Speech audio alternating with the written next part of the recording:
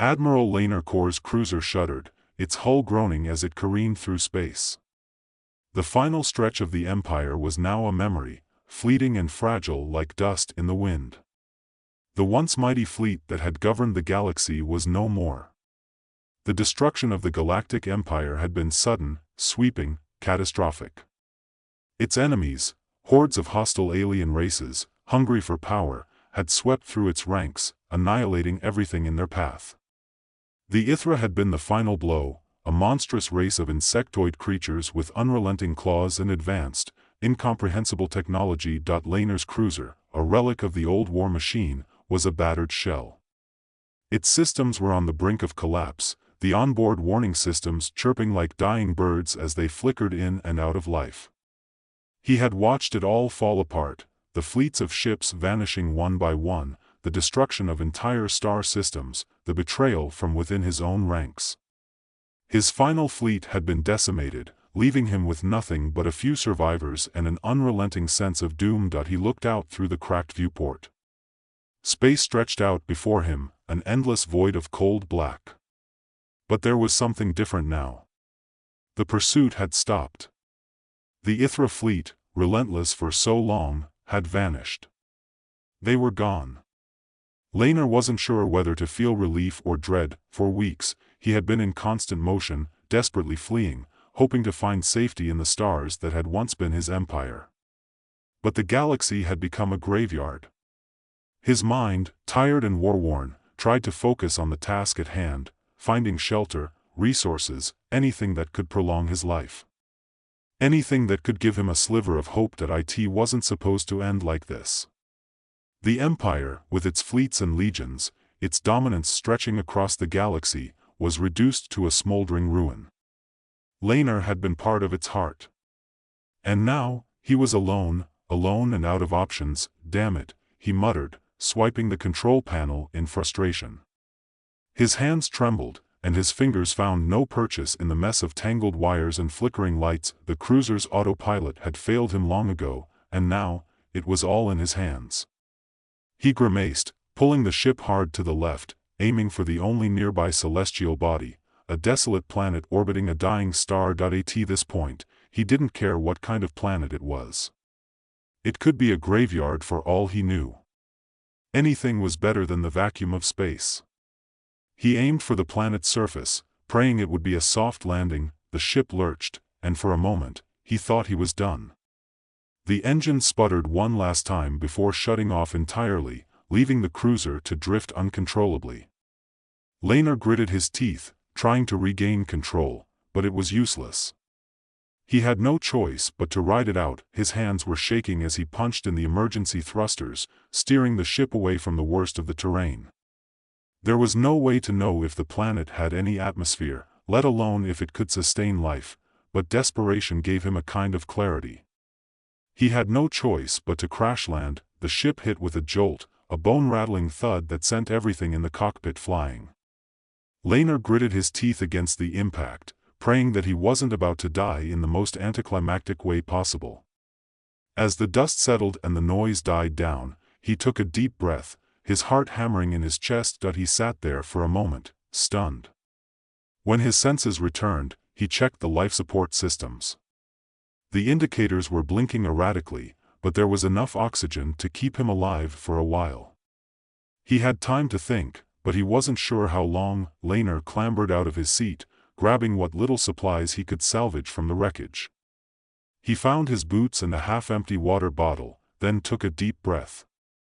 He didn't have the luxury of mourning just yet. Survival was his priority. The planet, Amsara, according to the ship's data, was barren. Not even a breath of wind stirred the barren, cracked landscape outside.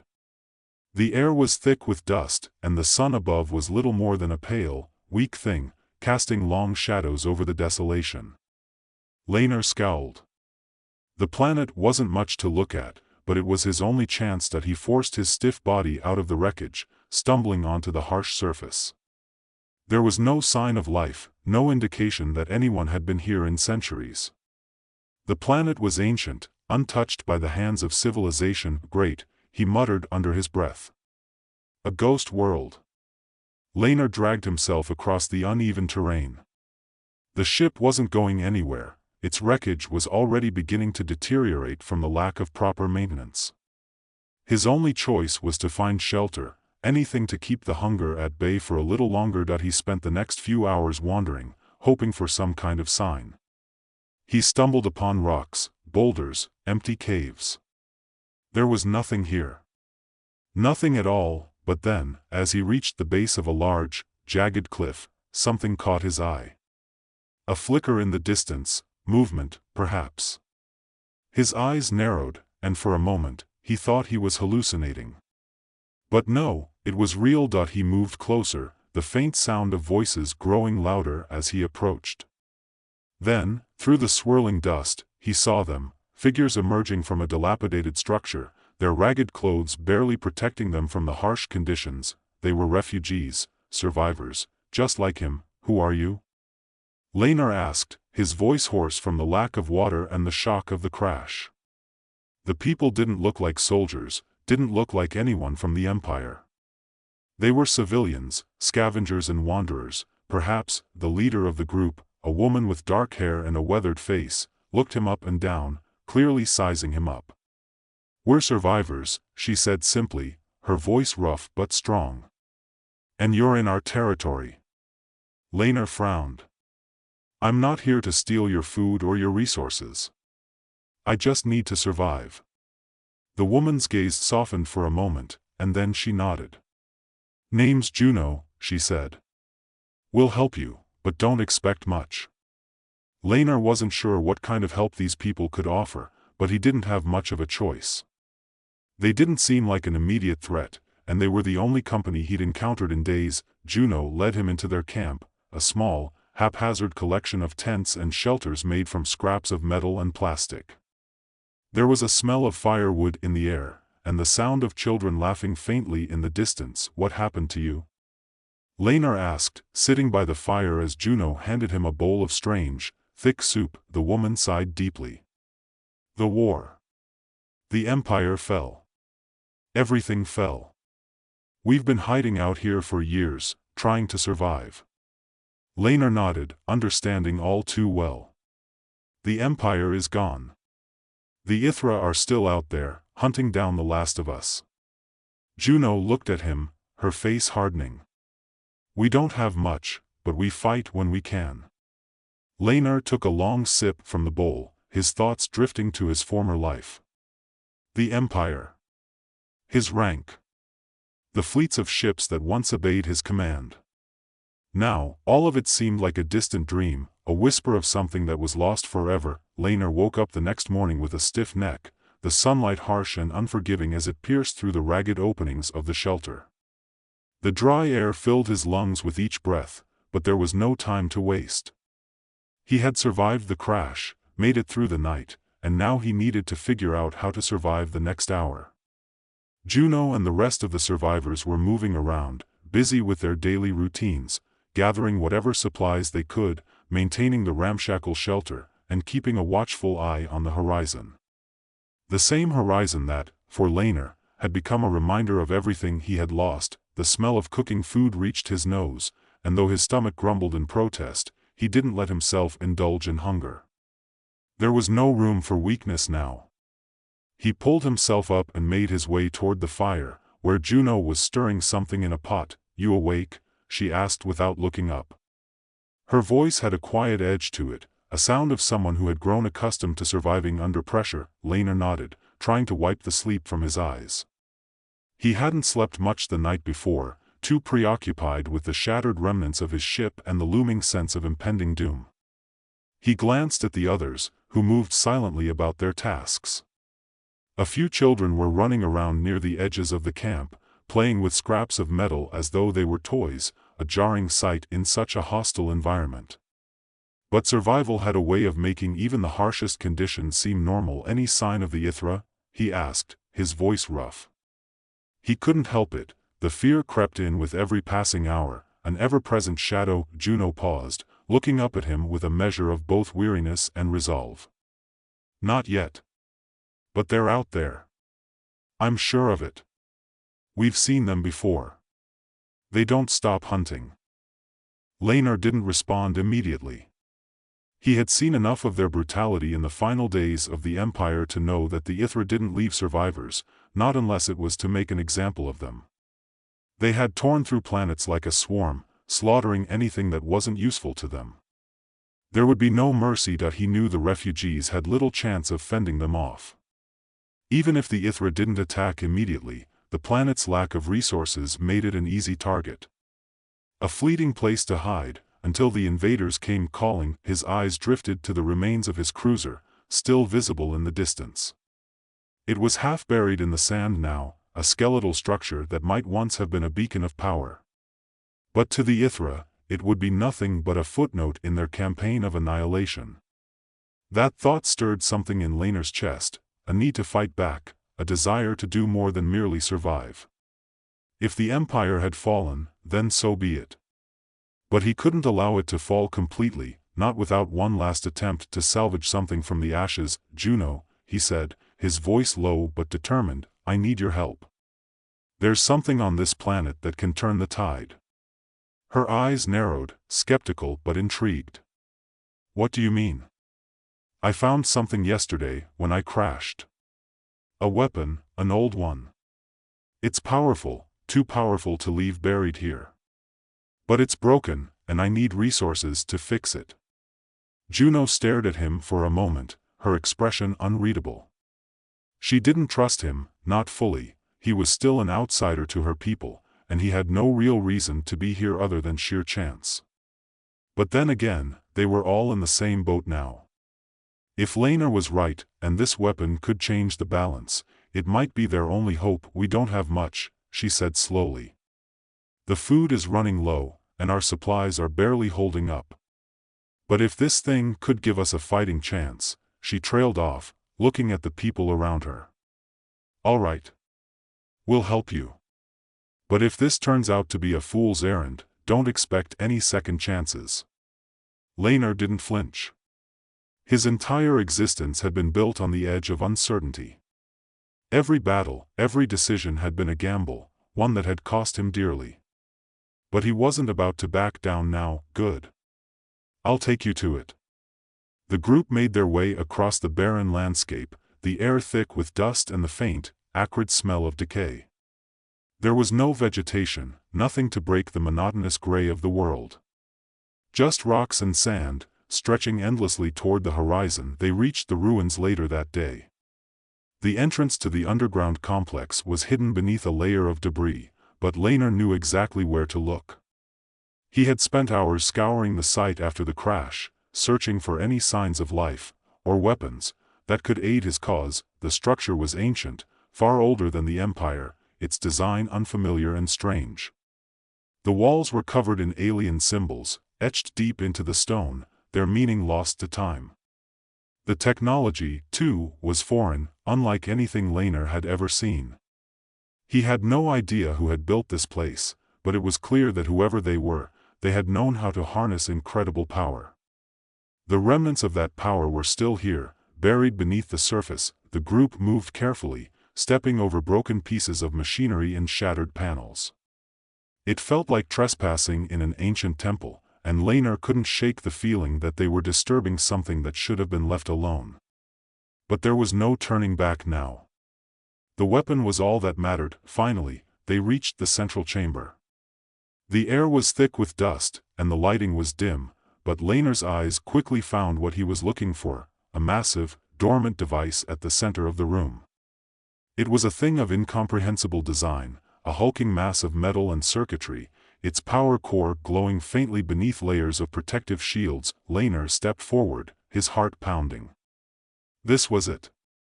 The weapon that could change everything. He had no idea how it worked, only that it had the potential to wipe out entire fleets. If the Ithra got their hands on it, it would spell the end for everyone. But if he could figure out how to activate it, maybe, just maybe, he could turn the tide of this war. "Do you think it still works?" Juno asked, her voice hushed. Laner shook his head. "I don't know. But we're going to find out." He motioned for Mira, the engineer, to come forward. She had been eyeing the device with suspicion ever since they entered the chamber, but now she stepped up, a look of concentration on her face. "This is old," she muttered, running her fingers over the surface. "Really old. I don't even know where to start." Juno looked from Laner to Mira, her brow furrowing. "If you can't make it work, we're all dead anyway. We need to at least try." Mira didn't respond immediately, but Laner could see the gears turning in her mind. She was no stranger to making things work out of nothing. She had been keeping their camp running with scraps of old technology and ingenuity, so this would be no different. The tension in the air was palpable as Mira worked, pulling up access panels and rewiring connections, her fingers moving with practiced precision. Laner watched, his thoughts spinning, his mind racing to plan for the worst. What if the weapon couldn't be activated? What if it was too far gone? But he couldn't afford to think about that. The stakes were too high. If this didn't work, the Ithra would come, and they would all die.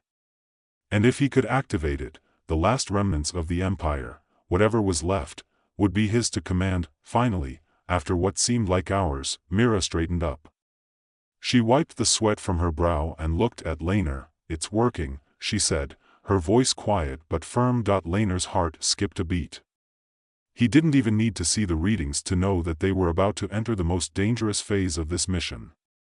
There would be no turning back now. Laner stood there, staring at Mira, his mind still struggling to catch up with what she had just said. The weapon was working. The weight of the words settled over him like a heavy stone, the pressure building in his chest. This was it. This was their only chance. "How much time do we have?" Laner asked, his voice tight. Mira didn't answer right away. She studied the device, tapping at the screens, her fingers moving faster than he could follow. Her brow furrowed, lips pressed in a thin line. He could see the wheels turning in her mind, the same way they always had when she was dealing with something far beyond her grasp. The weapon wasn't just a machine, it was an enigma, and Mira wasn't just trying to get it running. She was trying to understand it. "Not much," she finally replied, her voice strained. "This thing isn't built to last, and I don't know how much power it's going to draw once we try to activate it fully."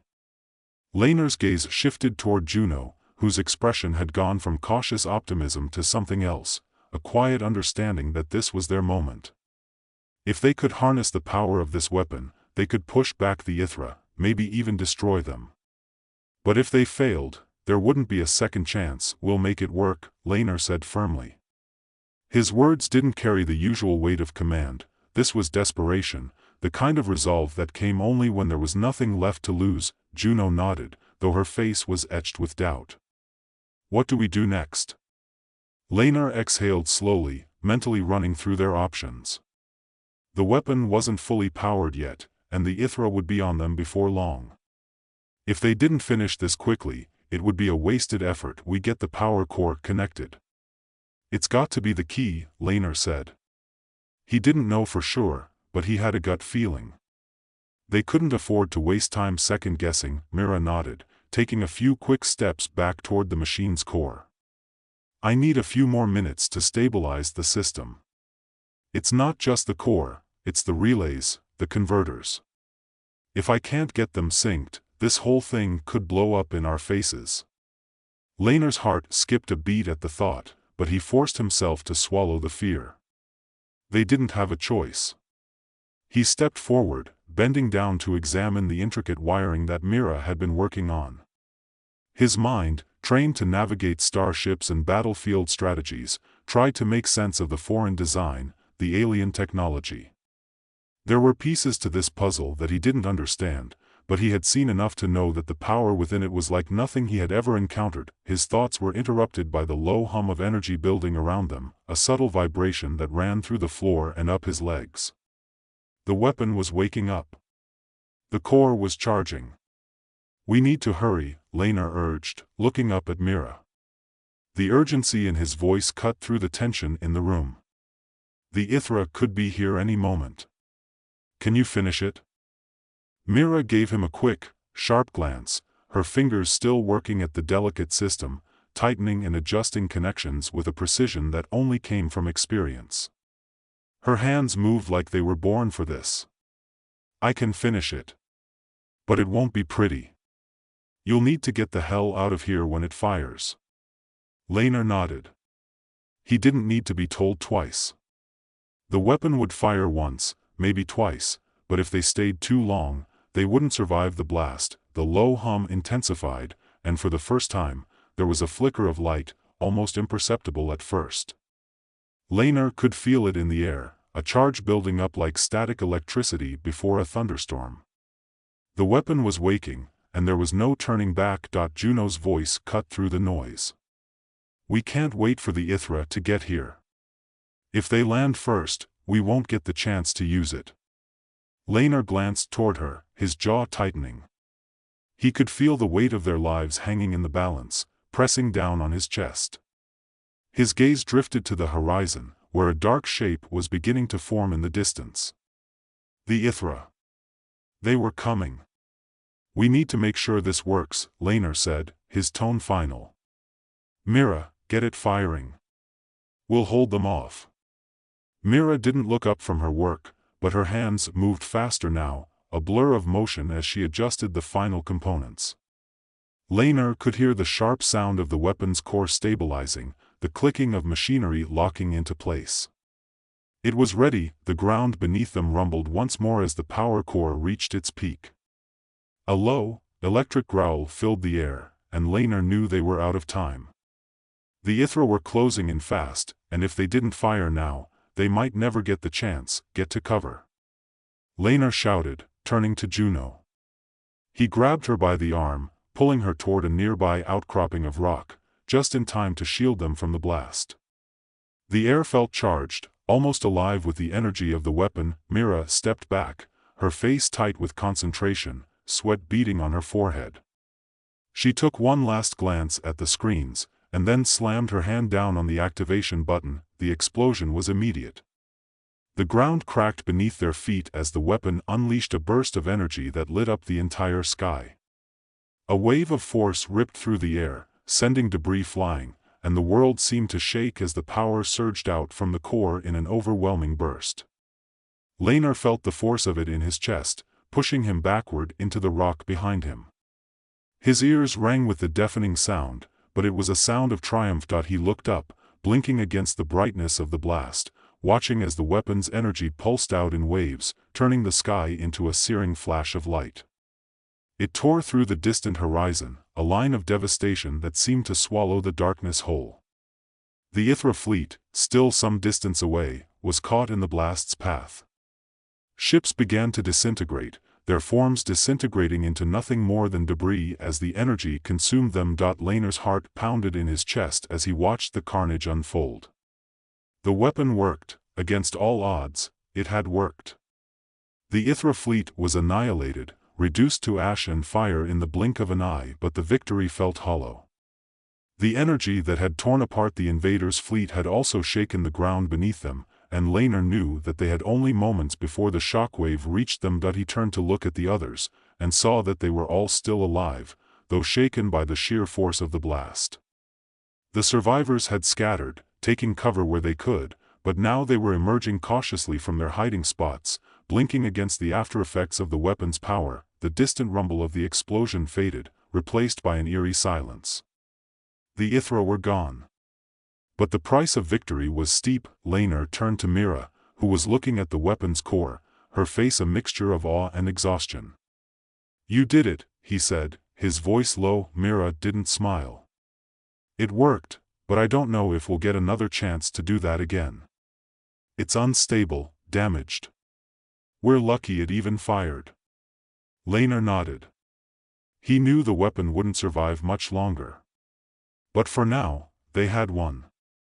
For now, they had bought themselves some time. Juno came over to them, her face grim. "What now? We're alive. But there's no way we can stay here. The Ithra will send reinforcements. They'll come looking for us." Laner nodded slowly. "We'll have to leave. We'll move on. But at least now, we know the galaxy isn't completely lost." There's still hope. Juno studied him for a long moment before speaking. You really think so?